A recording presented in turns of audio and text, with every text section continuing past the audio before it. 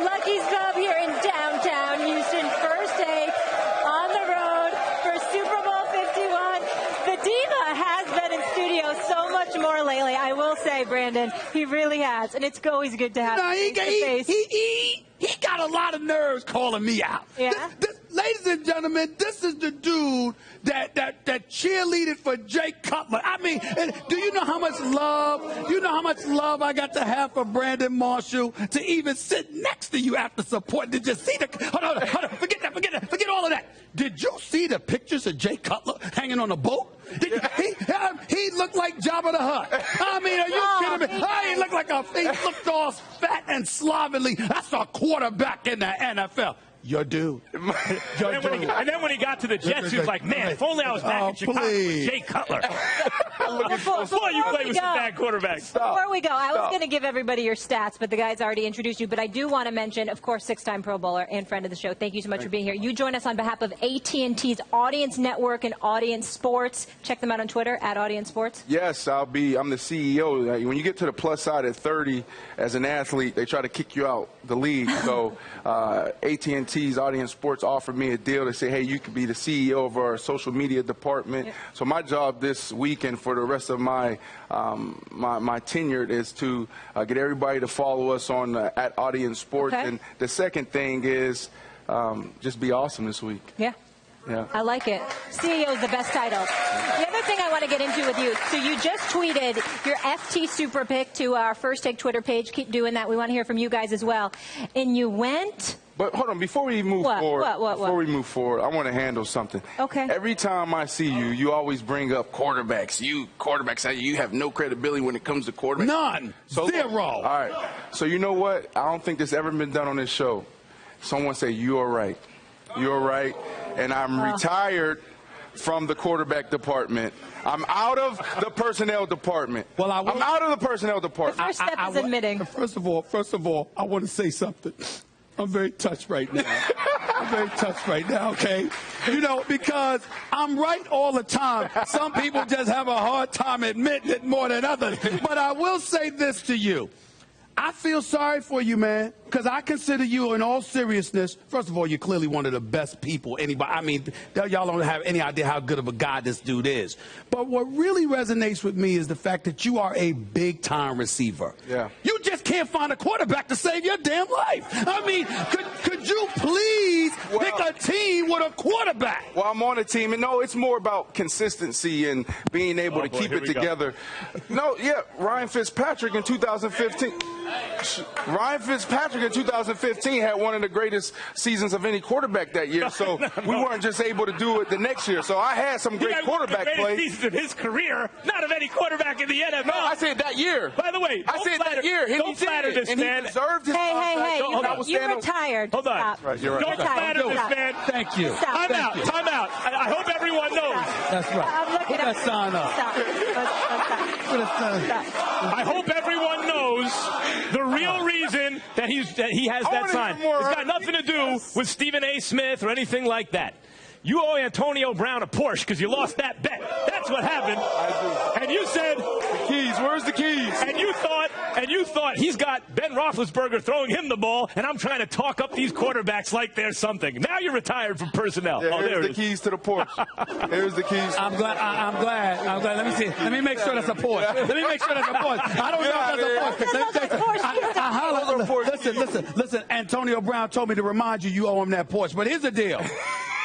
You talked about just a few days ago, you tired of hearing about Belichick. Yeah. Why? Why did you say that? Explain that. Simple, Matt Patricia.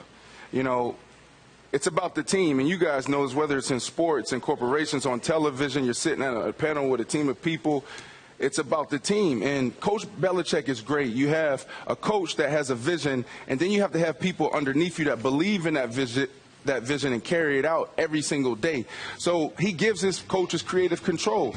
And we're looking at one of the best defenses this year, one of the best defenses that we really that the league has ever seen. And the numbers may not show that, but we're talking about in critical moments, in situational football. That's where it comes down to. It's third down, red zone, 2-minute offense, 2-minute defense, 4-minute offense, 4-minute defense. They are the best. This is the #1 scoring defense in the NFL, and that's what it's about. Do we have more points than you guys? And Matt Patricia constructs that defense every single week. But what about delegation? What about the fact that, you're at the top, you delegate responsibility to individuals who answer to you, and the fact that you've delegated properly to dudes that handle their business? Doesn't Bill Belichick deserve profound credit for that? No, of course, he's the GOAT. He's the greatest of all time. He's the GOAT. But, what we always hear is, what does everyone say? And we need to stop.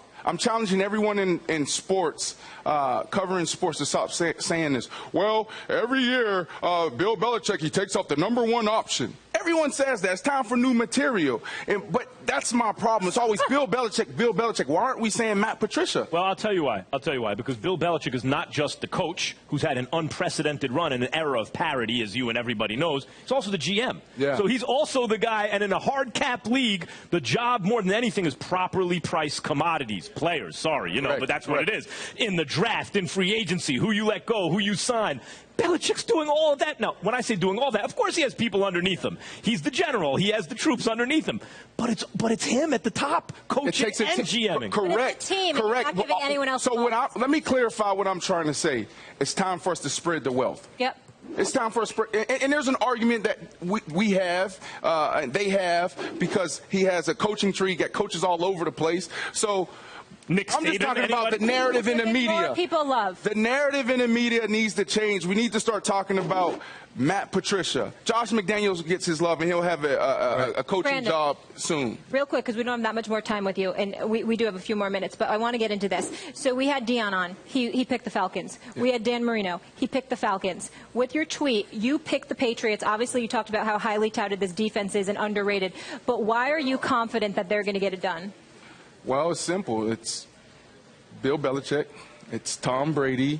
Better say Matt Patricia now. You can't give that.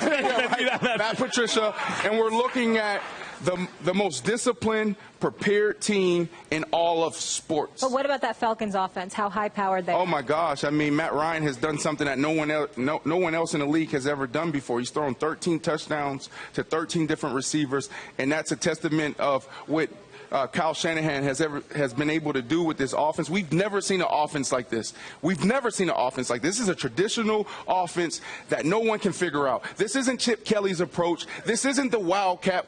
This isn't a quarterback that no one thought can run, and now you got to put 8 in the box and you're scrambling.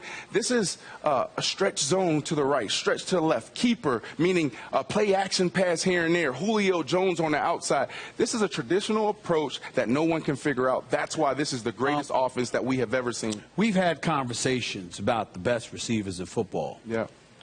Your name hasn't been mentioned in that category, primarily because you can't find a damn quarterback. We all know this. You don't want to say it. I'm going to say it. You're retired, so you're not allowed to rebut that argument. Don't get me started. Geno Smith, Ryan Fitzpatrick, Jay Cutler. Don't get me started. However, I will ask you this question. Julio Jones, Antonio Brown, Odell Beckham Jr. When we've talked about them, we've said these are maybe the 3 best receivers in football. Where do you put yourself amongst the elite receivers in the sport of the NFL? NFL stands for what have you done for me lately? Last year was a down year for several reasons. I'm not even in the top 30, but yeah, I mean, I had 700 and something yards. It's not. But this year, I promise you I'll be in the top 5 at the end of the next year. How can you make such a problem? Hold on. How can you make such a... This is what drives me crazy about I'll bet a Porsche. I'll bet a Porsche. Where's the Porsche? Where's the keys? I don't understand. How can you make such a guarantee and you don't have a quarterback? You can't throw it to yourself? Why do you do that? I'm out of the quarterback department. I'm retired. He's retired. I'm retired. On that I'm out of the quarterback department. We want to see you with the big-time quarterback. He keeps doing it to himself. He keeps setting himself up for misery. He's got to go, but we got to follow at Audience Sports. Yes, correct? follow me. Okay. Follow me. And you are the CEO, Brandon. I'm the CEO. We so appreciate you. Thank you so much. Come back again.